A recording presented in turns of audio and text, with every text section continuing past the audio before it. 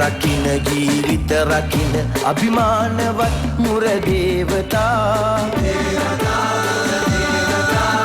යෝධ බලවෙර ඉරිය ලැබගෙන මව්බිමට මගේ වාසනා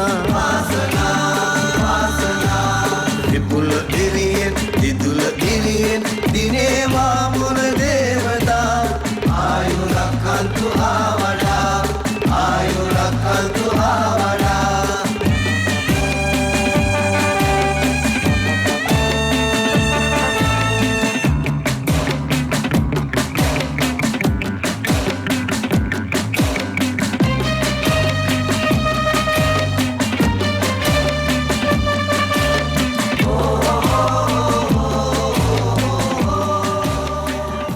අපේ හදවතේ පළවෙනි තැන තියෙන්නේ ඒ විදිහට රට රැකිපු විරෝධාර රණවිරුවන්ට. අද මේ මාසේ 18 වෙනිදා අපේ රටේ 30 අවුරුදු සාපලත් යුද්ධයක විජයග්‍රහණය සටහන් කරපු දවසක් විදිහට අද දවස සටහන් වෙන්නේ. ඒ වෙනුවෙන් දිවිදුන්නු සියලුම විරෝධාර රණවිරුවන්ට උත්තමාචාර්ය වේවා කියලා ප්‍රාර්ථනා කරනවා. තවමත් රෝගාතුර වෙන්න රණවිරුවන්ට ඉක්මන් සුවය ලැබේවා කියලා ප්‍රාර්ථනා කරනවා. ඒ වෙනුවෙන් අනේක විද දුක් විඳ කැප කරපු සියලු දෙනාටම අපි අද අපේ ගෞරවය පුද කරන්න අමතක කරන්නේ. ඒ ගෞරවය පුද කරමින් අපි සූදානම් යුද්ධයේ ඒ අමිහිරි මතකයන් එක්ක එදත් අදත් හෙටත් මේ කාලත්‍රය තුලම මේ වෙනකොට වෙන ක්‍රියාන්විතය පිළිබඳව අපි ටිකක් ගැඹුරින් සාකච්ඡා කරන්න. ඒ වෙනුවෙන් සුදුසුම කෙනාට අපි අද බොහොම ගෞරවයෙන් 7 වෙනි පැයට ආරාධනා කළා. ඔබ රූපරාමු තුල දැක්ක එදා නාවික හමුදාපතිවරයා විදිහට යුද්ධ විජයග්‍රහණය වෙනුවෙන් නාවික හමුදාව මෙහෙයවපු අද ඇඩ්මිරල් ඔෆ් ද ෆීල්ඩ් ලෙස ඉතාමත්ම ගෞරවයෙන් අපි ආමන්ත්‍රණය කරන ඒ නිසිතෙන්හි තබා වර්තමානයේ තුර ගෞරව කරන වසන්ත කරන්නාගොඩ මැතිතුමාට බොහොම ගෞරවයෙන් ආරාධනා කළා 17 වෙනි පැයට. අයිබන් සුබ දැසනා කියලා ඔබ පිළිගන්නවා. එතුමන්ගේ සහභාගීත්වය තුල එදා ඊළම් යුද්ධයේ නාවික හමුදාවේ කාර්යභාරය එතනින් මෙපිට අපිට අත්විඳින්න උණු අමිහිරි මතකයන් තුල නාවික හමුදාව ක්‍රියාත්මක වීම සහ අද වෙනකොට රණවිරුවාගේ ක්‍රියාත්මක වීම අපි ටිකක් ගැඹුරින් කතා කරමු. ඒත් එක්කම ගෝලීය ත්‍රස්තවාදයක් පිළිබඳව කතා කරන යුගයක අපේ රටට වන බලපෑමක් වේද ඒ වෙනුවෙන් මේ වෙනකොට යම්කිසි කියවීමක් තියේද හැදෑරීමක් තියේද කියන කාරණේ පිළිබඳවත් අපි ප්‍රශ්න කරමු. මම කැමති වසන්ත කරන්නවකට බැත්තමනේ අතීතයට යන්න. එදා අද වගේ දවසක සිදුවුණු ක්‍රියාන්විතය නැත්නම් එදා අද වගේ දවසක සිද්ධ වෙච්ච ඒ කටයුතු පිළිබඳව කතා කරන්න ඔබතුමාගේ ඒ මතකයේ පොඩ්ඩක් අවදි කරගන්න. දැන් අවුරුදු 30කට ආසන්න කාලයක් තිබිච්ච LTT කුරුරු ත්‍රස්තවාදය ලංකාවෙන් සම්පූර්ණයෙන් තුරන් කරන්න පුළුවන් වුණා අවුරුදු 2 මාස 10ක් ඇතුළත කාලයකදී. ඒ වකට ජනාධිපති අතිගරු මහින්ද රාජපක්ෂ මැතිතුමාගේ සේනාධිනායකත්වයයි සහ වර්තමාන ජනාධිපති අතිගරු ගෝඨාභය රාජපක්ෂ මහතාගේ සම්බන්ධීකරණයයි යටතේ ත්‍රිවිධ හමුදාවට පොලිසියට සිවිල් ආරක්ෂක සේවාවට සහ විශේෂයෙන් සියලුම රටවැසියා ඒගොල්ලෝ ඔක්කොම එක්කහුව වෙලා තමයි මේක එක කණ්ඩායමක් හැටියට නිසි නායකත්වය යටතේ අපිට මේක ජයග්‍රහණය කරන්න පුළුවන් වුණේ ඊටාම කෙටි කාලයේදී කදී මාස අවුරුදු 2යි මාස 10ක් වගේ කාලෙකදී. ඉතින් ඒක ඊටාම සුවිශේෂයි. ඒකට නිවැරදි දේශපාලන නායකත්වය වෙලා අපිට ලැබුණා. ඒ සියලු කරුණු නිසා තමයි අපිට පුළුවන් වුණේ ඒ වගේ කෙටි කාලෙදී ඒක ජයග්‍රහණය කරගන්න. ඒක මුළු මහත් ලංකාවටම පිළිලයක් වගේ තිබිච්ච එකක් අවුරුදු 30කට ආසන්න කාලයක්. ඉතින් ඒ යුද්ධයේදී මම මේක අවස්ථාව කරගන්නවා සියලුම දිවිපිදු රණවිරුවන් සහ ආබාධිත තත්ත්වයට පත්වෙච්ච රණවිරුවන් අනුස්මරණය කරන්න මේ වෙලාවේ ඒගොල්ලන්ට අපේ ගෞරවය පුද කරන්න, එයාගේ පවුල් වල අයටත් ගෞරවය පුද කරන්න. ඊට අමතරව මේ කාර්යයට සහභාගී වුණු සියලුම දෙනාට හමුදාවල පොලිසියේ සිවිල් ආරක්ෂක සහ විශේෂයෙන් මහ ජනතාවට මගේ ගෞරවය පුද කරන්න මම කැමතියි මේක කරන අවස්ථාව කරගන්නවා. රට වට බැඳි රන් වැට විදිහට නාවික හමුදාව එදා මේ තීරණාත්මක මොහොතේ බාරදූර කාර්යයක් ඉෂ්ට කරනවා. රට අභ්‍යන්තරයට මුහුදු සීමාවලින් ත්‍රස්තවාදයෙන් අතරපත් වුණු සියලු සැපයුම් මාර්ග ඔබතුමාලා එදා විහිර කරනවා. මේ මතකයත් අපි අවදි කරමු. දැන් නාවික හමුදාවට විශේෂ අපි කරන වැඩ ගොඩක් පේන්නේ නැහැ සාමාන්‍යයෙන්. අපිට කියන්නේ නිහඬ සේවයක් කියලා නැත්නම් සයිලන්ට් සර්විස් කියලා කියන්නේ. මොකද අපි ගොඩබිමෙන් ඈත අපේ රාජකාරී විශේෂයෙන් තියෙන. ඉතින් ඒකට අපි මොකද්ද කරන්නේ කියන එක සාමාන්‍ය මහජනතාවට පේනව අඩුයි. දැන් යුද්ධය තියෙන වෙලාවේ අපි කරපු ප්‍රධාන කර්තව්‍යයන් කීපයක් තිබුණා. එයින් පළවෙනි එක තමයි සතුරාට අවියායුධ ලැබෙන එක වළක්වන එක. ඒක 2007 වර්ෂයේ අපි සතුරන්ගේ පාවෙන අවිගබඩා හැටියට තියාගෙන ඉබු නෞකා 8ක් විනාශ කරා. විනාශ කරලා මුහුදුබත් කරා. ඒ සමහර නැව් විශේෂයෙන් අන්තිම නැව් 6ම විනාශ කරන්න අපේ නාවික හමුදාවේ විරෝධාර රණවිරුවන්ට යන්න වුණා ඉන්දුනීසියානු මුහුදු තීරයට සහ අන්තිම 4 විනාශ කරන්න ඕස්ට්‍රේලියානු මුහුදු තීරයට දක්වා. ඉතින් අපි ලෝකයේ ප්‍රබල රටවල් එක්ක බැලුවම අපිට එච්චර හපංකම් කරන්න සුදුසු නැව් තිබුණේ නැහැ. නමුත් අපේ ඉංජිනේරුවන් සියලු දෙනා එක්කහු වෙලා තිබිච්ච නැව් ප්‍රමාණය නවීකරණය කළා. යම් යම් වෙනස්කම් කරලා ඒ කාර්යයට සුදුසු තාලට හදාගත්තා. හදාගෙන ගිහලා ඒක කරා. එයින් පස්සේ LTTEට ලැබෙන කිසිම උණ්ඩයක් කාලතෝක උණ්ඩයක් හරි සාමාන්‍ය පොඩි තුවක්කුවකට අවශ්‍ය උණ්ඩ එකක්වත් ලැබුණේ නැහැ. ඒකට ඒගොල්ලෝ දැනගත්තා ඒගොල්ලෝ වෙඩි තේන හැම රවුන්ඩ් එකකටම නැවතත් උණ්ඩ ලැබෙන්නේ නැහැ කියලා. ඉතින් ඒක නිසා ඒගොල්ලෝ සිද්ධ වුණා ඒගොල්ලෝ ඉස්සෙල්ලා විශාල භූමි ප්‍රමාණයක් අල්ලගෙන හිටියා ඒක ආරක්ෂා කරගෙන. නමුත් ඒගොල්ලෝට ආයුධ නැති වෙන ගත්තම ඒගොල්ලන්ට සිද්ධ වුණා පසුබහින්න වෙන විකල්පයක් නැති නිසා. ඊළඟට ඒගොල්ලෝගේ මුහුදු කොටි ඉතාමත් ක්‍රියාශීලී අංශයක් වෙලා තිබුණා. නමුත් අපි මුහුදු කොටිත් එක්ක එතකන් ඒ වෙනකොටත් සටන් කරේ අපේ ඩෝරා යාත්‍රා අපිට 57ක් තිබුණා ඒ වෙනකොට. නමුත් 2006 වර්ෂයේ අපේ ඩෝරා යාත්‍රා මගේ මතක හැටියට 4ක් හරි 5ක් හරි විනාශ වුණා සටන් වලදී. ඉතින් මට තේරුම් ගියා අපිට මේ ඩෝරා යාත්‍රා වලින් විතරක් මේක කරන්න බැහැයි කියලා. අපි ඒ පාර අපේ ඉංජිනේරුවරුත් එක්ක එක්කවෙලා අපි හැදුවා නිර්මාණය කළ අපේ නාවික හමුදාව ඇතුළේම ඇරෝ කියලා කුඩා යාත්‍රාවක්. අපි එයින් 200ක් විතර හැදුවා. අපි ඒක දිනු කරා මාසෙකට 8ක් විතර හදන තත්ත්වෙට. එයින් අපි 30 ස්ථානගත කරා පටන් ගත්තේ පොයින්ට් පේඩ්රු කියන ස්ථානේ. ඊළඟට පුල්මුඩේ ඒ වගේ මොකද සංග්‍රාම වැඩි හරියක් තිබුණේ නැගෙනහිර උතුරු නැගෙනහිර කොටස කියන්නේ පොයින්ට් පේඩ්රු සහ මුලතිව් ඒකේ ආශ්‍රිත ප්‍රදේශවල. එහෙම කළා. එතකොට 2006 වර්ෂයේ මුහුදු සංග්‍රාම තිබුණා LTT එකේ මුහුදු කොටිත් සමග පැය 14කට වඩා කාලයක් යන සංග්‍රාම ඒවා තිබුණා 22ක් 2006 වර්ෂයේ. අපි මේ කුඩා බෝට්ටු සංකල්පය ස්ථානගත කරේ නැත්නම් කුඩා බෝට්ටු ස්ථානගත කරේ පටන් ගත්තේ 2007 මාර්තු මාසේ වගේ. ඒ කරායින් පස්සේ අර සංග්‍රාම තීවිච්ච ප්‍රමාණය අපි ඒගොල්ලෝ පළවෙනි සංග්‍රාමයේ ඒගොල්ලෝගේ විශාල බෝට්ටුවක් මණිමේකලා කියලා බෝට්ටුවක් අල්ලගත්තා. විශාල ගාණක් ඒගොල්ලෝගේ ජීවිතාක්ෂරයටපත් වුණා. ඒකෙන් පස්සේ ඒගොල්ලෝ අපේ නාවික හමුදාවත් එක්ක හැප්පෙන්න ප්‍රමාණය අඩු වුණා. ඒගොල්ලන්ට තේරුණා ඒගොල්ලන්ට දුර්වල වුණා කියලා. ඉතින් ඒකට අපි දැනගත්ත කුඩා බෝට්ටු සංකල්පය අපේ සාර්ථකයි කියලා. අපි තව වැඩි නිෂ්පාදනය කළා. ඒකට ඒගොල්ලෝ ඉස්සෙල්ලා තිබුණේ ඒගොල්ලෝගේ උපක්‍රම අපි බෝට්ටු 5ක් දානකොට ඒගොල්ලෝ 20ක් දානවා. අපි ඒක ඒගොල්ලෝ 20ක් දානකොට අපි 50ක් දාන්න පටන් ගත්තා. ඒ විදිහට කළා 2007 වර්ෂයේ අර වගේ පැය 14කට වඩා තිබිච්ච සංග්‍රාම 11 දක්වා අඩු වුණා. 2007 වර්ෂයේ 2008 එක 3ට බැස්සා. 2008 අන්තිම වෙනකොට ඒගොල්ලන්ට බෝට්ටු නැතුව ගියා සටන් කරන්න. එයින් එතකොට LTT මුහුදු කොටින්ගේ බලය සම්පූර්ණයෙන් අපි විනාශ කරා. ඊළඟට ලංකාවට අපේ අපනයන සහ ආනයන සිද්ධ වෙන සියල්ලම මුහුදු මාර්ගයේ 97ක්. ගුවන් මාර්ගෙත් පොඩ්ඩක් වෙනවා. 97ක් පමණ වෙන්නේ මුහුදු මාර්ගය. එතකොට අපි මේ මුහුදු මාර්ග රැකගත්තේ නැත්නම් ලංකාව ආර්ථික වශයෙන් විශාල අමාරුවක වැටෙනවා. ඉතින් නාවික හමුදාවට තමයි මේ රාජකාරිය තිබුණේ. නාවික හමුදාව මුහුදු මාර්ගම සියල්ලම රැකගත්තා. ඊට අමතරව වරායවල රැකගත්තා. විශේෂයෙන් කොළඹ වරාය. කොළඹ වරායට ඔවුන් පහර දෙන දෙවතාවක් ආවා. ඒ දෙවතාවම අපිට පුළුවන් වුණ එක වළක්වන්න.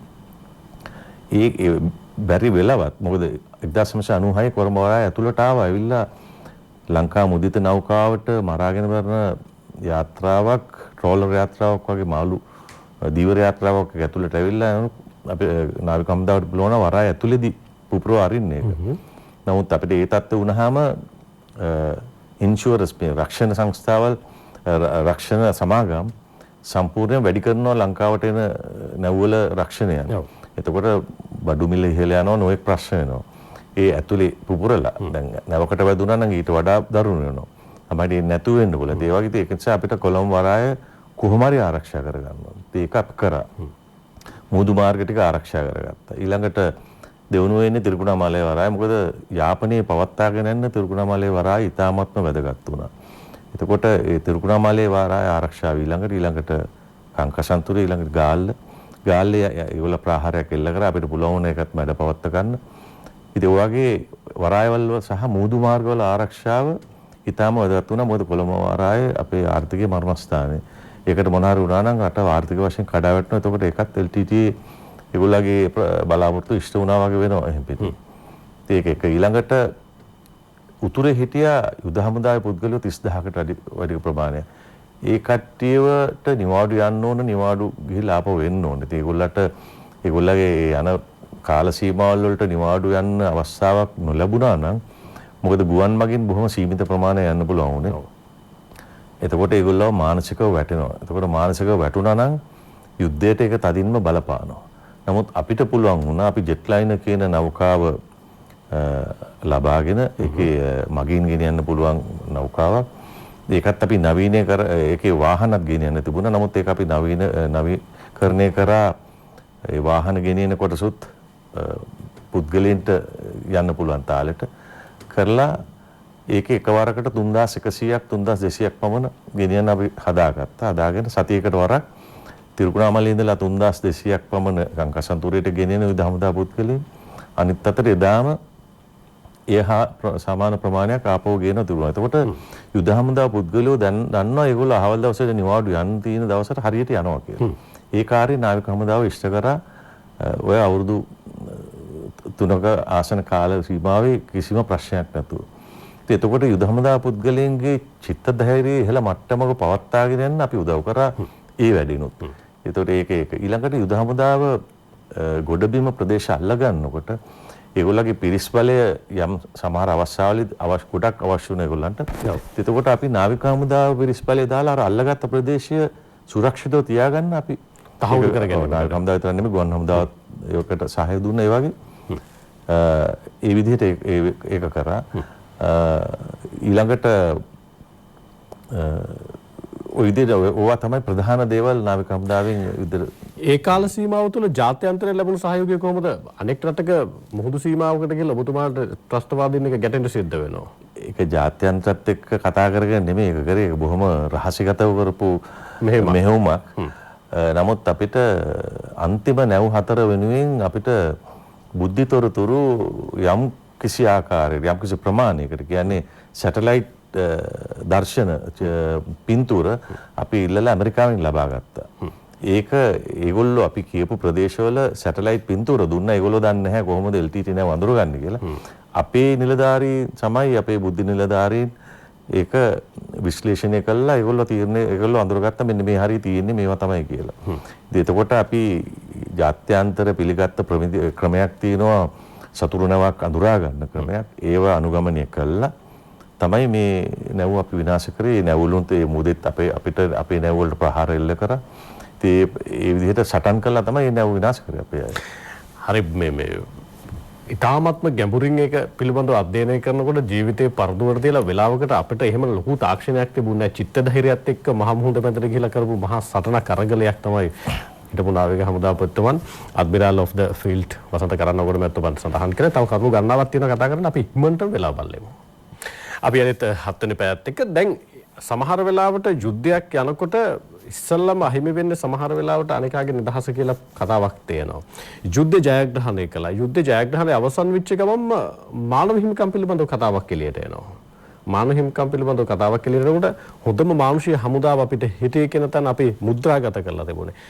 හැබැයි ජාත්‍යන්තර ප්‍රජාවගෙන් එල්ල වුණු බාධා එමටයි. අදටත් ඒකේ ප්‍රතිඵල භුක්ති විඳින්න සිද්ධ වෙලා තියෙනවා. ජිනීවා මානව හිමිකම් සතිවාර හරහා. ඇත්තටම අපේ හමුදාවට නාවික ගුවන් යුද හමුදාවට මානුෂීය මෙහෙයුමක දරපු මානුෂිකත්වය පිළිබඳව පොඩක් මතක් කරමු නාවික හමුදාවට. ඔව් දැන් ඒක ඊටාම කනගාටුදායක තත්ත්වයක්. මම ඔගේ පසුබිම ඉස්සෙල්ලා කියන්නම්. LTTE ලක්ෂ 3කට අධික සිවිල් වැසියන් දමිළ සිවිල් ජනතාව ඒගොල්ලගේ ප්‍රාණාපකරුවන් හැටියට තියාගෙන හිටියා. ඒක දැන් අන්තිම සතිය වගේ ලක්ෂ 3කට ලක්ෂ 2,95,000ක් වගේ ගාණක් යුද හමුදාවට පුළුවන් වුණා නන්දි කඩාල් ප්‍රදේශයෙන් මුදවා ගන්න. ඊට ඉස්සෙල්ලා ඒගොල්ලෝ කොටස් මුදෙන් පැනලා යන්න ගියා. ඒ පැනලා යන්න ගියාම මුදේ පොඩි බෝට් වල මේගොල්ලෝ ගියේ පවුල් පිටෙන් ළමයි ඔක්කොම දාගෙන. ඒ අයව අපිට පුළුවන් නාවික හමුදාවට පුළුවන් වුණා බේර ගන්න. මගේ මතකයේ හැටියට බෝට්ටු 980 ගාණක් අපි මුදෙදී ඒ විදිහට බේරගත්තා. බේරගෙන 24000කට කිට්ටු සංඛ්‍යාවක් අපි බේරගෙන රතුකුරුස සංවිධානය හරහා පුනරුත්ථාපනය කරන්න සහ ඒගොල්ලගේ ගෙවල් වලට යවන්න අපි බාර දුන්නා රතුකුරුස සේවයට. ඒ අය අතර LTTE මුහුදුකොටි නායක සූසේගේ බිරිඳ සහ තවත් LTTE බුද්ධ්‍යංශයේ නායකගේ දැනට ඔය ප්‍රංශේ LTTE මෙහෙවණෙක් කෙනා. එයාගේ බිරිඳ සහ ළමයි දෙන්න සූසේගේ බිරිඳ සහ ළමයි දෙන්න රත්තරන් කිලෝ 2.5ක් විතර වගේ ඔක්කොම ඒගොල්ලන්ට දුන්නා. පස්සේ මට ආරංචි පහුකාලේ ඒගොල්ලන්ට ලැබුණා අපව දුන්නා කියලා ඒවා. මොකද යහපාලනය ආවම ඒගොල්ලෝ නිදහස් කරා නැත්නම් ඒගොල්ලෝ හිටියේ සූසේගේ බිරිඳ සහ ළමයි කට්ටිය නාවික හමුදා බාරේ තමයි ඒගොල්ලෝ කැමති වුණා නාවික හමුදාත් එක්ක ඉන්න. දිගටම. පස්සේ යහපාලනය ඒගොල්ලෝ නිදහස් කළා. මම හිතන්නේ මන් දන්නේ නැහැ ඒගොල්ලෝ දැන් ප්‍රංශයටත් ගිහිල්ලා ඉන්නේ කියලා.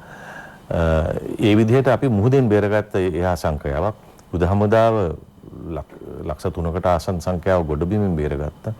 ඉතින් මේ සියල්ලම බේරගෙන ඒ වගේ මානුෂීය මෙහෙයුමේ නියම මානුෂීය තත්ත්වය එතන තමයි තිබුණේ. ඒවා එහෙම තීද්දි අපේ හිටපු යහපාලනයේ හිටපු විදේශ ඇමතිවරයා මංගල සමරවීර ඇමතිවරයා ගිහිල්ලා අපේ විවස්සාවට විරුද්ධව ජනාධිපතිතුමාගේ අවසරයක් නැතුව අමාත්‍ය මණ්ඩලයේ අවසරයක් නැතුව පාර්ලිමේන්තුවේ අවසරයක් නැතුව ගිහිල්ලා ජිනීවා වල ඇමරිකාවත් සමග සම රෙසලූෂන් එකක් සමානුග්‍රහයක් දැක්වුවා. ඉතින් ඒකෙන් තමයි අපිට ගොඩාක් ප්‍රශ්න පටන් ගත්තේ මේ ලංකාවට. ඒ අනුග්‍රහය අනුව ඒකේ යම් කාරණා අපිට ලංකාවේ රජයට ඉෂ්ට කරන්න සිද්ධ වුණා.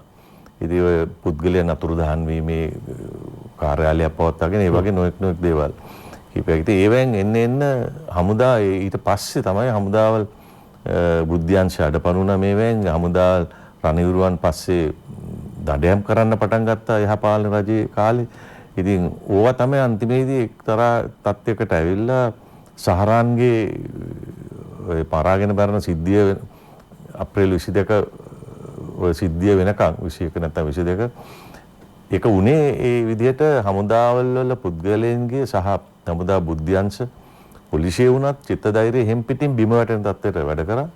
ඒකේ ප්‍රතිඵල තමයි මේ අත්තුනේ අපිට ලංකාවේ. ඇත්තටම දැන් 30 වසරක යුද්ධයකින් රට නිදහස් කරගත්ත රණවිරුවන් හිටපු රටක බුද්ධ්‍යංශයක් ක්‍රියාත්මක වෙච්ච රටක පාස්කු ප්‍රහාරය කොහොමද එල්ල වුනේ? යුද ගුවන් නාවික පොලිස් මේ සියලු අංශ තිබුණානේ LTTE ත්‍රස්තවාදයට. ඔය ජාත්‍යන්තර සම්බන්ධතාව තුන් තුල තිබුණා. හැබැයි ඒ පරාජයටපත් කරනවා. නමුත් සහරන් කියන පුද්ගලෙක් ඇවිල්ලා අපේ රටේ පාස්කු දිනේ ප්‍රහාර එල්ල කරලා 300කට වැඩි පිරිසක් ඝාතනය කරනවා. ඇත්තටම මොකද්ද වෙලා තිබුණේ එතන? අපිට එදා තිබුණු බුද්ධ්‍යංශ ක්‍රියාත්මක නොවීමක්ද තිබුණේ නැත්නම් හරියාකාරව මේ පිළිබඳව ක්‍රියාත්මක නොවීමක්ද තිබුණා? තියෙන ඔබතුමාට අත්දැකීම් තියෙනවා යුද්ධයේ ක්‍රියාත්මක වීමත් එක්ක. දැන් අපි යුද්ධ ජයග්‍රහණයට මෙහෙවපු හමුදාවල් අලුතින් ගෙනල්ලා හමුදාවල් මෙහෙව්වේ නෑනේ. තිබිච්ච හමුදාවල්ම තමයි අපි 2009 මේ මාසේ 18 19 වෙනකොට සම්පූර්ණ ඉවර කරේ. තිබිච්ච හමුදාවල් වලින් තමයි LTTE පරාජය කරේ. නමුත් නිසි නායකත්වයේ තිබුණා. මහින්ද රාජපක්ෂ ජනාධිපතිතුමා සහ ගෝඨාභය රාජපක්ෂ මෙතුමේ දෙන්නගේ යටතේ නිසි නායකත්වයේ තිබුණා හමුදාවල් සියල්ලටම. ඉතින් ඒක නිසා අපිට තිබුණා ඒ කාලේ තිබිච්ච නාවික හමුදාව, යුද හමුදාව, ගුවන් හමුදාව මේ සියල්ලම තිබිච්ච ඒවා. ඒවට අවශ්‍ය නිසි නායකත්වයේ ලැබිච්ච නිසා තමයි අපිට පුළුවන් යුද්ධය වගේ ජයග්‍රහණය කරන්න අවුරුදු 2 මාස 10ක් යටතේ. නමුත් ඒ සියල්ලම නැති වුණා මේ කියන්නේ හමුදාවල් අයාලේ යන තත්ත්වයටපත් වුණා. මේ හමුදාවල් වල පුද්ගලයන්ගේ පස්සෙන් එලවෙලව ගහන්න ගත්තා රජය. ඉතින් එහෙම වුණාන් පස්සේ ඉතින් හමුදා පුද්ගලයෝ වැඩ කරන්න ගිහිල්ලා අර කතාවක් තියෙනවා පිඟන් හොදන මිනිහාගේ අතින් තමයි පිඟන් බිඳෙන්නේ කියලා. ඉතින් මොකටද හොදන්න යන්නේ කියලා හිතන තත්ත්වයක් වෙනවා. ඉතින් ඒ වගේ තමයි මේ හමුදා පුද්ගලයෝ ගිහිල්ලා තමුන්ගේ ජීවිතය පවා පරදුර තියලා නොඑක් ඔය විශේෂයෙන් බුද්ධාංශ සමාජිකයෝ ඒක ඉතා විශාල භයානක රාජකාරියක්. කියන්නේ ඒගොල්ලෝ කොයි වෙලාවෙ අනතුරකට ලක් වෙනවද කියලා සතුරාගේ කියන්න දන්නේ නැහැ කොතනද වෙන්නේ. දැන් යුද්ධය කරගෙන යනකොට ඒක වෙනයි. නමුත් බුද්ධාංශය අය කටයුතු කරන්නේ වෙනත් ආකාරයකට. ඉතින් එතකොට ඒගොල්ලෝගේ ජීවිතේ නිතරම අනතුරේ තියෙනවා. ඉතින් එහෙම තීද්දි එහෙම තිබුණත් ඒගොල්ලෝ ඒක බොහොම කැප වෙලා වැඩ කරා. නමුත් එහෙම කරපු මිනිස්සුන්ට අසාධාරණ විදිහට අභූත චෝදනා දාලා එහෙම කරන්න ගත්තම ඒගොල්ලන්ගේ පාව දුන්න හමුදාවල් පාව දුන්න ගිහිලා ජිනීවවල එහෙම වුණාම ඒගොල්ලෝ මානසිකව වැටෙනවා. චිත්ත ධෛර්යය හැපෙන්නේ වැටෙනවා. ඒකකොට මේ මිනිස්සුන්ට වැඩ කරන්න උවමනාවක් නැති වෙනවා බයකුත් ඇති වෙනවා. මොකද වැඩ කරපු මිනිස්සුන්ට නොඑක් ආකාරයේ හිරිහැර කරනවා දැක්කම. ඉතින් ඒවැ ප්‍රතිඵල තමයි සහරන්ට කරදරයක් නැතුව ඇවිල්ලා ඔය එකක් කරන්න පුළුවන් තත්ත්වයට ආවේ. දැන් අපි දැක්ක පත්තරවල දැන් සාකච්ඡාවල යනවා ජනාධිපති කොමිසමේ යම් සාක්ෂි මාධ්‍ය වලින් පෙන්නනකොට තේරෙනවා සහරන්ගේ ගැන වේලාසනින් ඒ ගැන තොරතුරු අපිට මාස ගානකට ඉස්සෙල්ලා අපිට ලැබිලා තියෙනවා. නමුත් ඒ එකක්වත් හරියට ක්‍රියාත්මක වෙන්නේ නැහැ. එකක් නායකත්වයේ වැරද්ද. අනිත් එක මිනිසුන්ගේ චිත්ත ධෛර්යය බිමට මේ උගක් පහළලා මට්ටමකට ගෙනල්ලා තිබිච්ච. ඕක අපි දකිනවා මිලේනියම් සිටි සිද්ධියනොත් නේද? ඒකත් ඒ වගේ ඒකෙත් ඒ වගේ දරුණු තත්ත්වයක් වුණානේ. අපේ බුද්ධාංශ සමාජිකයන්ගේ නම් ලිස් පවා LTTට ලැබෙන සැලසුව ඒ කාලේ හිටපු නායකත්වයේ නායකත්වෙම තමයි මේ සියලුම දේම කරේ. යහපාලනෙත්. එතකොට අපේ බුද්ධාංශ සමාජිකයෝ විශාල සංඛ්‍යාවක් මැරුණා. මොකද ඒගොල්ලන්ට නම් ලැබුණාම ඒගොල්ලෝ කරදී LTT ඒගොල්ලව සොයසොයා මරන්න පටන් ගත්තා. ඉතින් ඒ වගේ තත්ත්වෙද එහෙම ඒක මතක් වෙනවනේ ඊළඟට දැන් ඉන්න මේ පහුගිය කාලෙත් යහපාලන කාලෙත් හිටපු නැත්තම් අපි යුද්ධය අවසන් කරන්න ඉතාමත්ම කැප වෙලා කටයුතු කරපු බුද්ධාංශ සමාජිකයන්ව හොය අසීරුවට පත් කරනකොට ඒගොල්ලන්ට ඊළඟට බයක් වෙනවා. ඒගොල්ලන්ගේ නන් ටික එළියට දැනටත් ගිහිල්ලා තිබුණා තමයි. ඒත් ඒගොල්ලන්ගේ ජීවිත තර්ජන පවා ජීවිත පවා අනතුරේ තියෙන බුල. එතකොට මිනිස්සු බය වෙනවා වැඩ කරන්න. ඉතින් මිනිස්සුන්ට දැන් මේ මහින්ද රාජපක්ෂ සහ ගෝඨාභය රාජපක්ෂ යුගයේ අපිට පුදුම ශක්තියක් දුන්නා මේ දේශපාලන නායකත්වයේ. දැන් උදාහරණයක් ඇටියට දැන් මට මතකයි ඉංගලන්තේ ඩේවිඩ් මිලිබෑන් ඇවිල්ලා මේක යුද්ධ නවත්තන්න කිව්වම මහින්ද රාජපක්ෂ මහත්තයා ඇහුවා මේ ජනාධිපතිතුමා මේ ඔයගොල්ලෝ හිතන්නේ තාමත් මේක ඔයගොල්ලෝගේ කොලනියක්ද කියලා. ඉතින් ඩේවිඩ් මිලිබෑන් ගියා ඊළඟට ඉන්දියාවේ නාරායන් නැෂනල් සිකියුරිටි ඇඩ්වයිසර් ජාතික ආරක්ෂක උපදේශක තාමත්ම ප්‍රබල තනතුරක් මේකක් ගාන්ධි පවුලට ඉතාමත්ම බොහොම කිට්ටු කෙනෙක්. එයා ඇවිල්ලා කිව්වා නවත්තන්න කියලා. මේ පාර මහින්ද රාජපක්ෂ මහත්තයා මම දන්න හැටියට මම එතන හිටියේ නැහැ. ඇහුවා ආයිත් පරිප්පු දාන්නද කියලා. මොකද ඊට ඉස්සෙල්ලා 1987 අපේ ප්‍රදේශයේ පරිප්පු සහ දාලා තමයි ඒ වෙලාවේ ප්‍රභාකරන කොටු කරගන්න යුද හමුදා ඔන්න මෙන්න තීද්දි ඒක නැවැත්තන්න පුළුවන්. ඉතින් ඒ දේශපාලන නායකත්වයේ සියල්ලම බලපෑවා මේකට. ඉතින් ඒකේ අනිත් පැත්තට ගියා මේ සහරන්ගේ තත්ත්වය ඇතුණේ එකේ.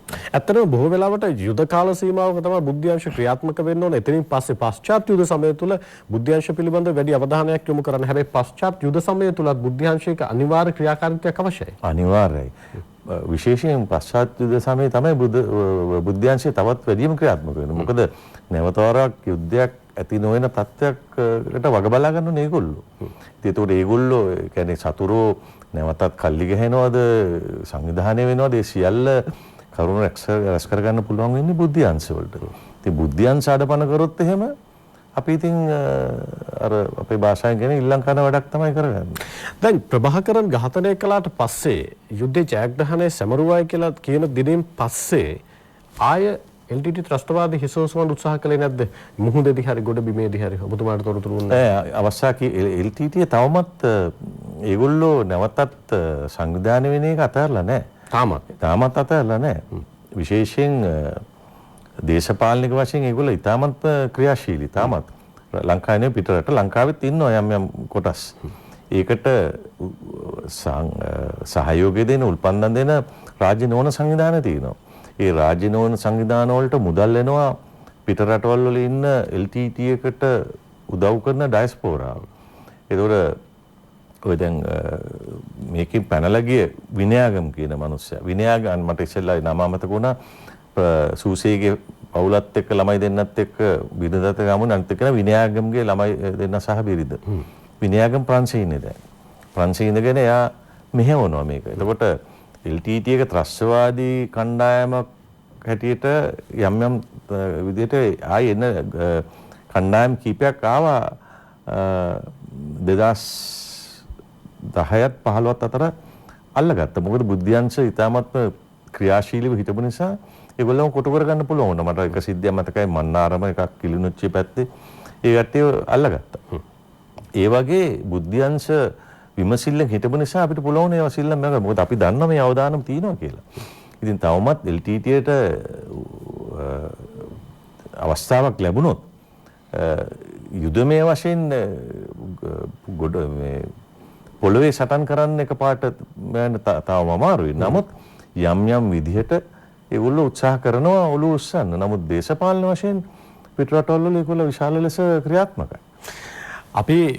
අපේ රටේ 30 වසරක යුද්ධය අවසන් කරපු කාල සීමාව තුළ අපේ රටේ නාවික හමුදාපතිවරයා විදිහට කටයුතු කළා. අද ඇඩ්මිරල් ඔෆ් ද ෆීල්ඩ් වසන්ත කරන්නගොඩ මැතිතුමන් එක්ක අපි 7 වෙනි පැයේ අපිට කෙටි විරාමයකට අවසර දෙන්න. විරාමයෙන් පස්සේ අපි සූදානම් යලි මුණ ගැහෙන්න.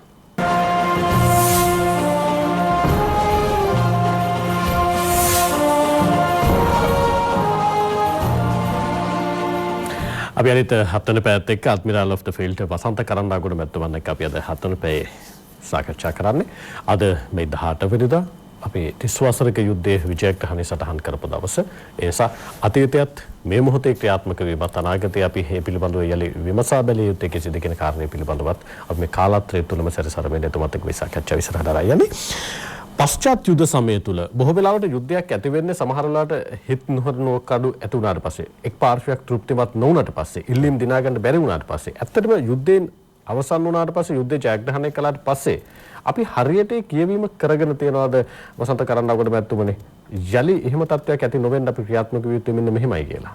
ඔව් අනිවාර්යෙන් ඒක සිද්ධ වුණා. මොකද මම දන්නවා දැන් ඔබට මතක ඇති ඒ කාලේ තිබුණා උතුරු වසන්තය නැගෙනහිර උදානය කියලා විශේෂ ව්‍යාපෘති දෙකක්. ඒ කියන්නේ උතුරු ප්‍රදේශයේ සහ මොකද සංවර්ධනය වෙන්න බැරි වුණා LTT ක්‍රියාකාරකම් නිසා අවුරුදු 25කට එහා කාලයක් උතුරු ප්‍රදේශයේ සහ නැගෙනහිර ප්‍රදේශයේ. එතකොට ඒ වකට තිබුණු රජය විශේෂ අවධානයක් යොමු කරා ඒ ප්‍රදේශය දියුණු කරන්න. ආර්ථික ප්‍රතිලාභ ලබා දෙන්න ඒවට. ඒ සඳහා ආසියානු සංවර්ධන බැංකුව, ලෝක බැංකුව ඒ වගේ ජාත්‍යන්තර මූල්‍ය ආයතනත් වලිනුත් අපිට ආදාළ ලැබුණා. මොකද මම නාවික හමුදාපති හැටියට ඉඳලා විශ්‍රාම ගියාට පස්සේ මම අවුරුදු කහමාර පමණ මහාමාර්ග අමාත්‍යාංශයේ ලේකම් හැටියට වැඩ කරා. එතකොට මම දන්නවා ඒ කාලේ මොනතරම් ඒ ප්‍රදේශවල මහා මාර්ග දියුණු කරන්න අලුතෙන් පාරවල් දාන්න තීච්ඡ පාරවල් ප්‍රතිසංස්කරණය කරලා හොඳ තත්ත්වයට ගේන්න මොනතරම් මුදලක් වැය කළා මොනතරම් වැඩ කොටසක් කරාද කියලා මම පුද්ගලිකව දැකලා තියෙනවා. ඉතින් ඒ වගේ දැන් ඒකේ හේතු ඒකේ පරමාර්ථය උනේ දැන් ආර්ථික වශයෙන් උතුරට සහ නැගෙනහිරට ප්‍රතිලාභ යන්න ගත්තාම මිනිස්සුන්ගේ ඔය වෙනත් ආකල්ප අනවශ්‍ය දේවල් වලට පැටලෙන ඒවා මිනිස්සු යන්නේ නැහැ. තමුන්ට ආර්ථිකව හොඳ ජීවිතයක් ගත කරන්න පුළුවන් නම් ආයි ත්‍රස්තවාදී ක්‍රියාවලට යන්න උවමනාවක් නැහැ. ඉතින් ඒක තමයි ඒතකොට නමුත් අවස්ථාවාදී දේශපාලඥයෝ ඉන්නේ මේ ප්‍රදේශවල ඉන්න අය මේ අහිංසක දමිළ ජනතාවගේ මනස විකෘති කරනවා නොයෙක් දේවල් කියලා නොයෙක් දේවල් ලැබුණේ නැහැ කියලා මේවා ගන්න පුළුවන් ඒ විදිහට කියලා අර රජයෙන් දීපු ඔය ආධාර සියලු දේ හරියට නොදීපු දාලා තමයි කතා කරන්නේ. දැන් උදාහරණයක් සමහරලාට ඔබ දකිනවා ඇති තමිල්නාඩු ප්‍රාන්තයේ වයිකෝ කියන දේශපාලඥයා මේ ලංකාවේ දෙමළ ප්‍රශ්න ගැන එයා එහෙ කෑ ගන්නවා. එයාට මොකද තියෙන රුදා එයා ඒ කරන්නේ ඒගොල්ලෝ එයාට එතන දේශපාලන වාසි ලබා ගන්න. ඒ වගේ අපිත් ඉන්නව කොටසක්. ඒගොල්ලෝ ඒක කරලා අර මිනිස්සුන්ගේ ලබාගෙන තියෙන ලැබීගෙන යන දියුණුවට යම් විදිහකට අකුල් වෙනවා ඊළඟට ඒගොල්ලගේ මානසිකත්වය වෙන පැත්තකට යොමු කරන්න උත්සාහ කරනවා. ඉතින් ওই විදිහට තමයි අනවශ්‍ය ප්‍රශ්න ඇති වෙන්නේ. දැන් ඇත්තටම ඔබතුමා විශ්‍රාමික සුවයෙන් ගත කරනකොට අඩ්මිරාල් ඔෆ් ද ෆීල්ඩ් වසන්ත කරනකොට මැතිතුමනි මේ වෙනකොට ගෝලීය ත්‍රස්තවාදයත් එක්ක අපේ රටේ යලි ත්‍රස්තවාද බලපෑමක් ඇති වෙයි කියලා උපකල්පනය කරන්න පුළුවන් දිශා තියෙනවද? නෑ අපි කොයි වෙලාවකවත් කටයුතු කරන්න හොඳ නෑ අපිට ආයි ත්‍රස්තවාදයක් එන්නේ නැහැ කියලා. අපි කොයි දෙයකටත් සූදානම් ඉන්න ඕනේ. ඒක තමයි බුද්ධ්‍යංශය තියෙන්නේ. ඒතකොට බුද්ධ්‍යංශය අපි ශක්තිමත් කළා ක්‍රියාත්මක කරන්න ඕන 100%කින්. ඒතකොට ඒක තියෙනවා නම් අපිට අනිවාර්යයෙන් ලංකාවේ මේ විදිහට බුද්ධ්‍යංශ ක්‍රියාත්මක වෙනවා නම් ලංකාවේ අපිට කියන්න පුළුවන් අනිවාර්යෙන් නැවත රටවාදයක් එන්නේ නැහැ කියලා. බුද්ධ්‍යංශ අඩපණ වුණොත් අපි දන්නේ මොනවද වෙන්නේ මොකද අපි දන්නේ මේ භූමිය මොනව වෙනවද කියලා කවුරුවත් දන්නේ නැහැ. ඉතින් ඒක නිසා බුද්ධ්‍යංශය හොඳ තත්ත්වෙන් ක්‍රියාත්මක වෙනකන් අපිට අනිවාර්යෙන් නිත්‍ය වශයෙන් කියන්න පුළුවන් නැවත රසවාදයක් එන්නේ නැහැ කියලා. නමුත් ඒකෙන් අපි අමතක කරන්න හොඳ නැහැ ලෝකයේ ඔය LTT එක ගැන බලාපොරොත්තු තියාගෙන හිටපු විරිස් ඒගොල්ලෝ අතරේ තවමත් බලාපොරොත්තු ඇති කරලා තියෙන යම් කිසි කොටසක් ඔය විනයාගම ප්‍රංශයෙන් තව ඉන්න මේ සංවිධාන ගොඩක් තියෙනවනේ ඒ කට්ටිය මුදල් එකතු කරනවා තාම ඒ මුදල් යොදවන නොයෙක් විදිහට දැන් ඒගොල්ලෝ වැඩි වශයෙන් සංග්‍රාමික පැත්තට වඩා මුදල් යොදන්නේ දේශපාලනික තත්ත්වයෙන් පිටරටවල වල මතවාදය වෙනස් කරන්න මෙතන ලංකාවේ තවමත් අසාධාරණ වෙනවා දමිලි ජනතාවට කියලා පෙන්වන්න ඒ වගේ බොරුවක් ඉස්මතු කරලා පෙන්වන්න මේ මුදල් යොදවනවා. ඉතින් ඒක ගැන අපි විමසිල්ලෙන් ඉන්න ඕනේ. ඒක අපි ජාත්‍යන්තරවත් ඒකට හරි විදිහට පිළිතුරු දෙන්න ඕන. ලංකාවේ අපි නිතරම ඇස් අරගෙන ඉන්න ඕන කන් වලින් අහගෙන ඉන්න ඕන මොනවද වෙන්නේ කියලා බිමට කන තියාගෙන. දැනට තියෙන තත්ත්වයක් එක්ක විමර්ශනය කරලා බලද්දී සාමාන්‍යයෙන් ආය LTT ත්‍රස්තවාදයේ යුදමය ක්‍රියාත්මක වීමකට එන්නේ නැති වෙයි කියලා විශ්වාස කරන්න පුළුවන්. බොහෝ දුරට ඒක වෙන්න පුළුවන්. මේ එන්න විදිහක් නැහැ. හැබැයි ඉතින් දැන් LTT 12000ක් විතර LTT සමාජිකයෝ ඉන්නවා පුනරුත්ථාපනය කළා සමාජයට සමාජගත කළා. ඉතින් අපි අමතක කරන්න හොඳ නැහැ ඒගොල්ලෝ යම් විදිහක පුහුණුවක් ලැබුව අය. ඉතින් ඒගොල්ලොන් පුනරුත්ථාපනය කරාට අපිට 100%කින් කියන්න බෑ ඒගොල්ලොන්ගේ මනස ආයි වෙනස් වෙයි. නමුත් කවුරු හරි ඒකට උදව් දුන්නොත් ඒක වෙන්න chance එකක් තියෙනවා. අවස්ථාවක් තියෙනවා. නමුත් මම හිතන්නේ නැහැ එහෙම වෙන්න පුළුවන් කියලා. අපි අවධානයෙන් හිටියනම් ඒ ගැන ඒ අය වෙනුවෙන් ඒ අය මොනවද කරන්නේ ඒගොල්ලෝ ක්‍රියාකාරකම් මොනවද ඒගොල්ලන්ට ආර්ථික වශයෙන් යම් කිසි විදිහකට නැගී සිටින්න උදව් කරන්න පුළුවන් නම් මම හිතන්නේ ප්‍රශ්න ඇති වෙන කන්නේ නැහැ කියලා මම හිතනවා. යුද්ධයේ අවසන් කාල සීමාව තුළ රණවිරුවාගේ චිත්ත ධෛර්යය වර්ධනය කරන්න අපි දැක්ක හන්දියක් ගානේ රණවිරු ස්මාරක නිර්මාණය වෙනවා. ඒ විතරක් නෙවෙයි අපේ රටේ වෙනම ගීත සාහිත්‍යයක් නිර්මාණය වෙනවා රණවිරුවන් වෙනුවෙන් උපහාර ගීත සාහිත්‍යයක්. ඒ තරම් සමහර වෙලාවට රණවිරුවා වෙනුවෙන් පිදේ යුතු කාල සීමාවක බරපතල විදිහට පුදන. හැබැයි ඇමරිකාවේ ප්‍රංශය ගත්තාම රණවිරුවා කියලා කියන්නේ ඔවුන්ගේ රටේ රණවිරුවා ජීවත් වෙලා ඉන්නකම්ම රණවිරුවම තමයි. සලකන සැලකීම නැත්තම් ගරු කළ යුතු ගරු කිරීම මේ විදිහටම ක්‍රියාත්මක වෙනවා. යුද්ධෙන් පස්සේ රණවිරුවට සැලකීම හරි රණවිරුවා නිසිතැන්හි තැබීම හරි සිද්ධ වුණා නිවැරදිව සිද්ධ වුණා කියලා ඔබතුමා විශ්වාස කරනවද? අනිවාර්යයෙන් ඒක සිද්ධ වුණා 2015 වෙනකම්. එහෙනම් අය ඔබතුමාට අඩ්මිරාල් ඔෆ් ද ෆීල්ඩ් තනතුර නොලැබෙන්නේ. ඒක තමයි ඉතින් අන්තිමේදී දුන්නා අතිගරු මෛත්‍රීපාල සිරිසේන ජනාධිපතිතුමා යම් යම් හේතු නිසා ඒක පරක්කු වුණා. නමුත් මම ඒක නෙමෙයි දැන් මට කරපු සැලකීමක් ගැන නෙමෙයි මම අදහස් කරන්නේ. මම අදහස් කරන්නේ ඔබ සමස්ත රණවිරුවන් ගැන කතා කරනකොට දැන් වෙන රටවල් වල ගුවන් ගමනකට යන්න ඉන්නවනම් රණවිරුවෙක්. එයාට තමයි ඉස්සෙල්ලාම ටිකට් ප්‍රමුඛත්වය දෙන්නේ. ඕන තැනක රණවිරුවන්ට ප්‍රමුඛත්වය. එතකොට එයාට යම්කිසි අභිමානයක් තියෙනවා. ඒක පේනවා අනිත් විශ්‍රාම ගියත් අනිත්‍යයට පේනවා. එතකොට අනිත්‍යය දන්නවා ඒගොල්ලෝ විශ්‍රාම ගියාම මේගොල්ලෝගේ තත්ත්වය වෙනසක් වෙන්නේ නැහැ කියලා. ඒව තමයි දැන් අපේ යුද්ධ වෙලාවෙත් දැන් ඔබට මතක ඇති අපි වෙනින් අපි කියලා ලොකු අරමුදලක් විතර නෙමෙයි හොඳ රූපවාහිනී වැඩසටහන් ගියා වෙළඳ දැන්වීමක් වගේ අර හමුදා තුනේ සමාජිකයින් දාලා ඒකෙන් විශාල ගැම්මක් ආවා හමුදා පුද්ගලයන්ට. අභිමානයක් ආවා. අභිමානයක් ආවා. ඉතින් එතකොට මහජනයා අතරේ අමිද ඊට ඉස්සෙල්ලා සිද්ධ වුණේ මේක යුද්ධය හමුදාවල් වලට විතරක් කරගන්න දීලා අනිත් ගණන් ගත්තේ නැහැ. ඉතින් ඒක තමයි අවුරුදු 30ක විතර ඇදුනේ මේක. නමුත් 2006 පටන් ගත්ත වෙලාවේ අතිගරු මහින්ද රාජපක්ෂ සහ ගෝඨාභය රාජපක්ෂ මැතිතුමාලාගේ නායකත්වයෙන් ඒ වෙලාවේ ඒ දෙපළ මේක මුළු රටම එක ටීම් එකක් කරා. මහජනතාව දැම්ම හමුදාවල් වල පිටිපස්සෙන් හමුදාවල් වලට ශක්තියක් වෙන තාලෙ. ඒක තමයි හමුදාවල් වලට ඉස්සරහට යන්න විශාල රුකුලක් වුණේ. ඉතින් ඒක දිගටම තිබුණා තියෙන්න ඕනේ. එතකොට තමයි ඊළඟට එන්න හමුදාවල් වල පුද්ගලනොත් ඒ විදිහට දක්ෂ විදිහට වැඩ කරලා මේක බලාගන්න.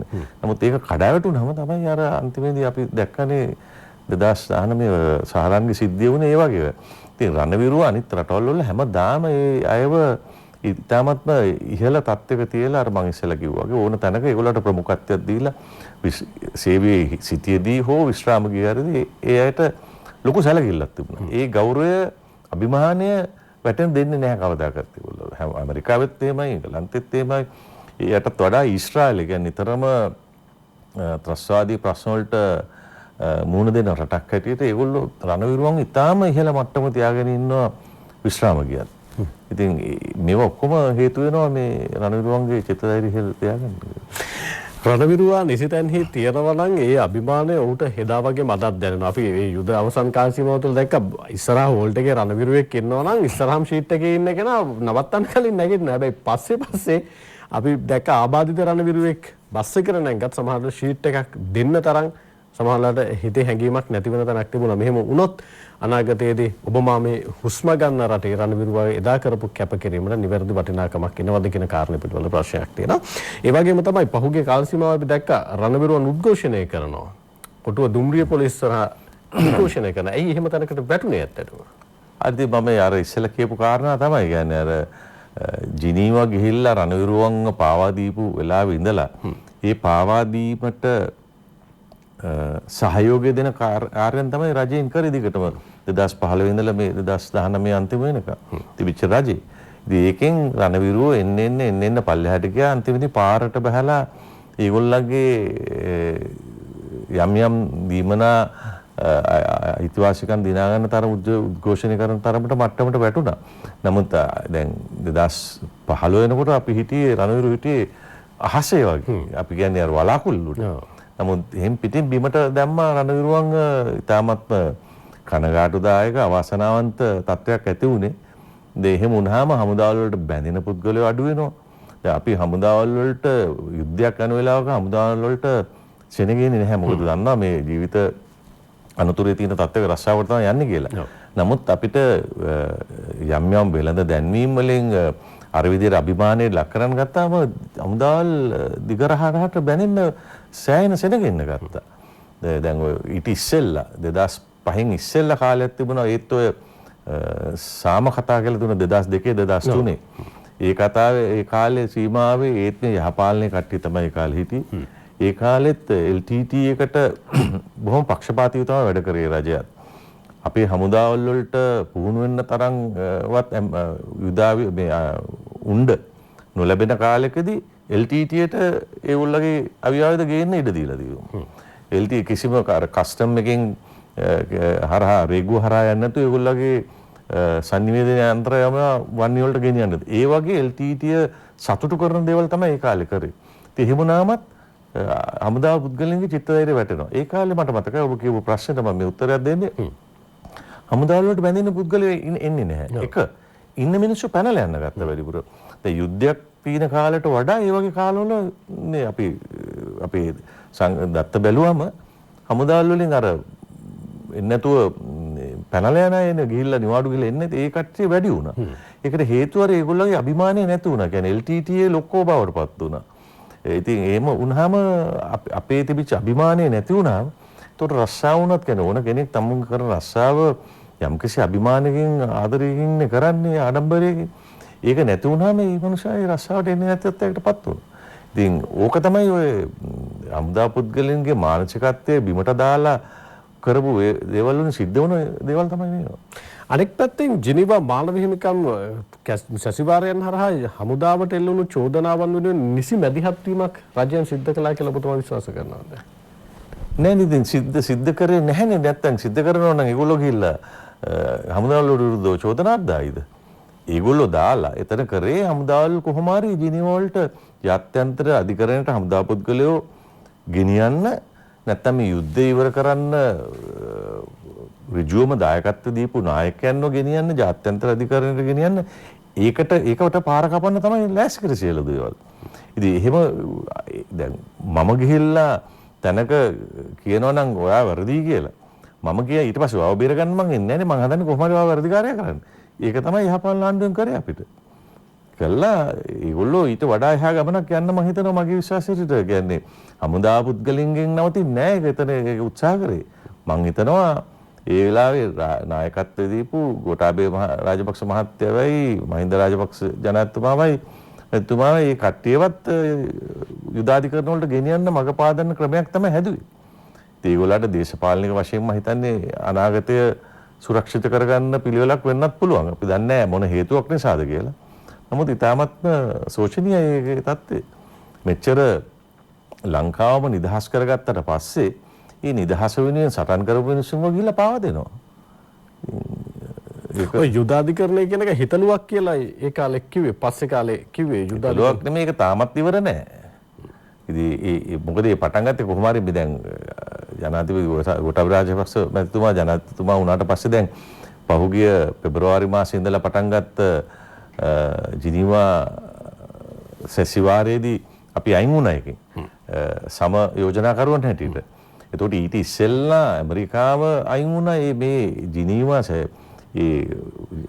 මානව හිමිකම් සංවිධානයේ ඉතාමත්ම කරප්ටඩ් කියලා ඒකේ වෙන වචන පාවිච්චි කරා හිතපු තානාපතිනිය පූල් ඔෆ් ස්පීඩ් කියලා කිව්වේ ඒක. ඒ තරමට ඒක හොඳ නැහැ කියලා. නමුත් අපි ගිහිල්ලා ඒකේ සම අනුග්‍රහය තියාගෙන ඉඳගෙන හිටියා. ඉතින් ඇමරිකාව එහෙම කියලා නමුත් ඇමරිකාවේ ඒගොල්ලෝගේ එහෙම ඇමරිකාවේ එක්කවල අපේ අය ඒක කරා. නමුත් ඇමරිකාව කවදාකවත් ඒගොල්ලෝගේ රණවිරුව පව දෙන්න කවදාකවත් කටයුතු කරන්නේ නැහැ. වියට්නාම් යුද්ධ වෙලාවේ තිබුණා මයිලායි කියලා විශාල ඒක මානව හිමිකම් විශාල ලෙස උල්ලංඝනය කරපු මේ සමුල ඝාතනයක්. ඒ මයිලායි කියන ගම්මානේ ගමක්. ඒකේ හිටපු ඒ අනදීපු නිලධාරියව යුදාධිකරණයට පමුණවලා නමුත් ඒ ජාත්‍යන්තරයට වෙන්නේ ඒගොල්ලෝ කරලා එයාව අවුරුදු 3ක් විතර හිරේට යරි නැහැ. එයාව වෙනම අවුරුදු 20 ගානකට දනුවම් කරලා නමුත් වෙනම ගයක් දීලා එයාගේ පවුලත් එක්ක ඉන්නලා ඇස්ස කරලා දීලා අවුරුදු 3කින් එයාට නිදහස් කළත් ඇරියා. ඇමරිකාව මේ විදිහට තමයි ඒගොල්ලෝගේ මේ රණවිරුවන්ව බලාගත්තේ. අපිට වැරදි කරපු මිනිහවත්. අපිට එහෙම කරන්න එකක් නෑ. අපිට එහෙම කරන්නේ අපිට දනුවම් දෙන්න අපේ ආණ්ඩුවත් ගිහිල්ලා ඇමරිකාවත් එක්ක හවලා ඉතින් කරනකොට මේ මිනිස්සුන්ට මොකද්ද තියෙන රුදාව අපි කියන. ඒක තමයි ඉතින් අපේ ආණ්ඩුව ගිහිල්ලා අපි රණවිරුවන් වැරදි කියලා රණවිරුවන්ව ජාත්‍යන්තරයට ගෙනියන්න සියලු දේ කරනකොට ඒ ඉතින් ඇමරිකාවත් ඉතින් ඒකට රුකුල් දෙනවා මිසක් ඒගොල්ලන්ට උපනාවක් තිබුණේ නැහැ අපි බේරලා. යුදාධිකරණය පිළිබඳව තියෙන ඒ අවදානම තාමත් තියෙනවා. තවමත් ඒක ඉවර වෙලා නැහැ. වර්තමානයේ රණවිරුවාගේ කාර්යභාරය මේ වෙලාවේ අපි දන්න කාරණයක් තමයි ගම් වතුර ගැලුවත් නායකයාත් මොකක් හෝ හදිසි දෙයක් සිද්ධ වුණත් රණවිරුවා තමයි ඉස්සරහට එන්නේ. ඒක අපි දැක්කා. මේ වෙලාවේ කොරෝනා වසංගත ව්‍යාප්තියත් එක්ක රණවිරුවා කොන්දේසි විරහිත කැපකිරීමක් කරනවා. අපි දැක්ක එක මහ බරපතල විදිහට වුන් මානුෂීය යුද්ධය හා සමානවම මේ යුද්ධයත් වුන් කරනවා. මේ නොපෙනෙන සතුරෙක් වෙනුවෙන් වර්තමානයේ රණවිරුවාගේ ක්‍රියාකාරීත්වය මම කැමතියි ඔබතුමාගේ විග්‍රහයට එන්න. ඔය ඇත්තටම දැන් මේ කොරෝනා ප්‍රශ්නේදීත් අපේ බුද්ධ්‍යංශ සහ අනිත් රණවිරුවෝ සියලු දෙනාම අපි නිතරම හැමදාම රූපවාහිනිය දකිනවා. ඒගොල්ලෝ විශාල කාර්යභාරයක් කරනවා සෞඛ්‍ය අංශයත් එක්ක. ඒක වෙලා විශේෂයෙන් බුද්ධ්‍යංශ වලින් තමයි හොයාගන්නේ අර සම්බන්ධකම් පැවතුනායේ පළවෙනි ස්තරය, දෙවෙනි ස්තරය, තුන්වෙනි ස්තරය කියලා සියලුම දේවල් කරන්නේ බුද්ධ්‍යංශ වලින්. හමුදා බුද්ධ්‍යංශ වලින් සහ පොලිසිය. එතකොට මේ ඒ කටයුතු නිසා අපිට පුළුවන් වෙලා තියෙනවා මේ කොරෝනා එක මේ විදිහට යම්කිසි තත්යකට පාලනය කරගන්න. ඉතින් ඒකට ඒ හමුදා වලින් ලැබෙන දැන් නිරෝධායනයට සම්පූර්ණ නිරෝධායනය ක්‍රියාවලිය හමුදා වලින් කරන්නේ.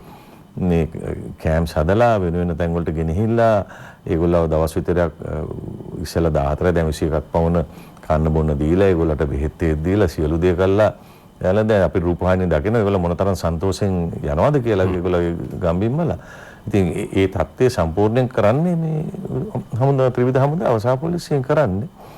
එතකොට සෞඛ්‍ය සේවයත් විශාල සේවයක් කරනවා. විශාල මේගොල්ලෝ තමයි ෆ්‍රන්ට් ලයින් එකේ ඉන්නේ.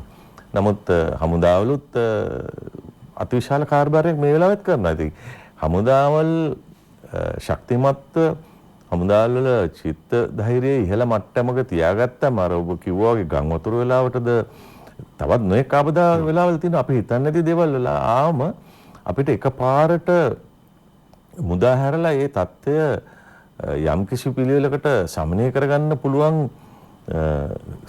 කොටසක් තමයි හමුදාව. ඒක ඉතින් හමුදාවල් වල මානසික තත්ත්වය ඉහළින් තියාගත්තා නම් මේ සිළු දෙයටම අපිට ප්‍රයෝජනවත් වෙනවා.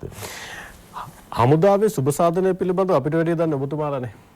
හැම රජයක්ම සුබ සාධනය පිළිබඳව කතා කරනවා.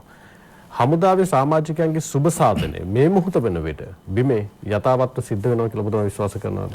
දැන් යම් කිසි විදිහකට දැන් අධිකරු ජනාධිපති ගෝඨාභය ජනතුමා ආවට පස්සේ අර තිබිච්ච තත්ත්වය දැන් වෙනස් වෙමින් පවතිනවා.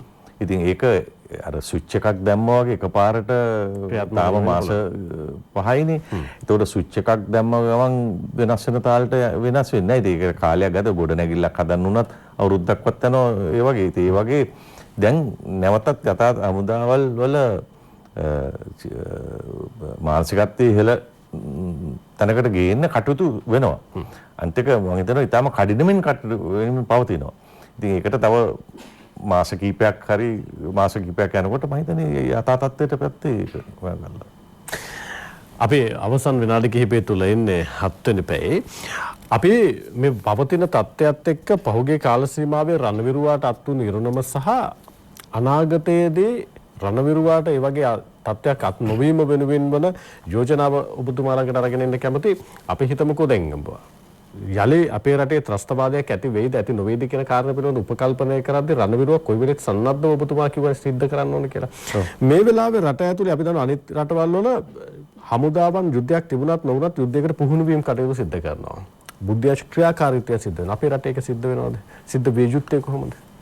මම හිතනවා දැන් ඒක සිද්ධ වෙමින් පවතිනවා කියලා මේ නව රජය ආවට පස්සේ කොටින්ම යහපාලන රජයේ වුණාට පස්සේ හමුදාවල් පුද්ගලයෝ වුණත් ලොකු පීඩනයකින් මිදුණ ගැටයක් තියෙනවා. ඉතින් ඒකම ඇති ඒගොල්ලෝගේ මානසිකත්වය යම්කිසි ප්‍රමාණයකට හරියන්න.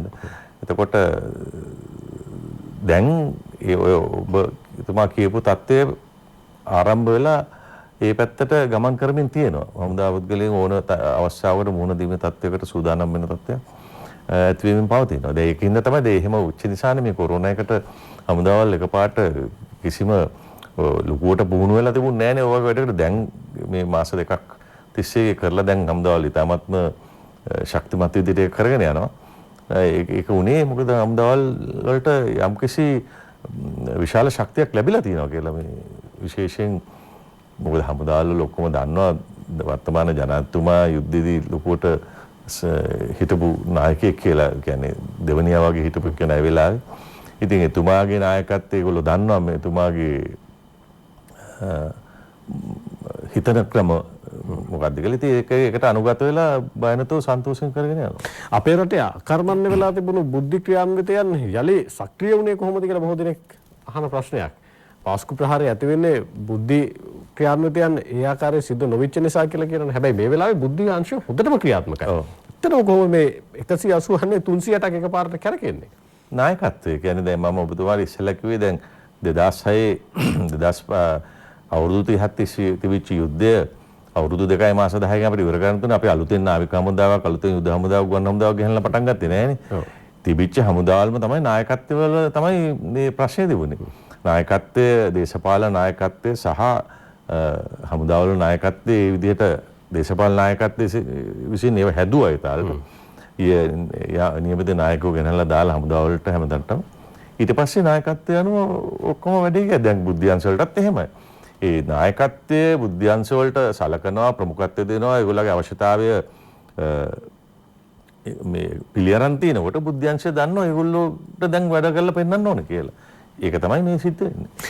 අපි බෙහෙවින්ම ස්තුතිවන්ත වෙනවා අපේ රටේ 30 අවුරුදු යුද්ධයක් අවසන් කරන්න එවකට නාවික හමුදාපතිවරයා විදිහට අපරිමිත සේවාවක් ඉටු කළ වර්තමානයේ ඇඩ්මිරල් ඔෆ් ද ෆීල්ඩ් වසන්ත කරන්නෝගල මැතිතුමනි අද 7 වෙනි පැයට ඇවිල්ලා අතීතයත් වර්තමානයත් අනාගතයත් පිළිබඳව කාලාත්‍රය පිළිබඳව ඔබතුමාගේ විග්‍රහය වෙනුවෙන් කාලය වෙන් කිරීමට අපිත් එක්ක එකතු වුණාට අයබෝවන් කියලා ඔබතුමාට වැඩසටහනෙන් සමුදෙන්නේ. අපේ හදවතේ ගැඹුරුම තැනක ඔබ වෙනුවෙන් තියෙන උත්තමාචාරය මේ විදිහටම තියෙනවා. ඔබ එදා ඒ කැපකිරීම සිද්ධ කළ නිසායි ඔබ ඔබේ සුසුම් මේ වාග්යපට මුදාහල නිසායි අපි නිදහසේ හුස්ම ගන්නෙ. ඒ නිසා මේ උත්තමාචාරයේ ස්වාධීන රූපවාහිනියෙන් ඔබට හදවතින්ම පිරෙනම උත්තමාචාරයක්.